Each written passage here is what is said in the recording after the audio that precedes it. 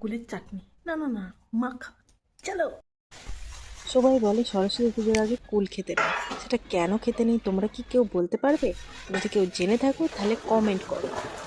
আমার এখানে ধনেপাতা আর লঙ্কা বাটা হয়ে গেছে। এবার একটা টিফিনের মধ্যে কুলগুলোকে সব নিয়ে নিয়ে আমি তার মধ্যে লঙ্কা আর একটু নুন, লঙ্কা গুঁড়ো একটু নুন দিয়ে দিলাম, আর তার সঙ্গে ধনেপাতা আর কাঁচা লঙ্কা বাটাটা দিয়ে দিলাম।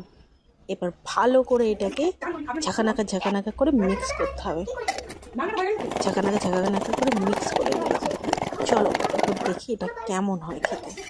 টেস্ট করে প্রথমেই আমি আমার দেবো মেয়েকে। আমাকে দাও। দারুন।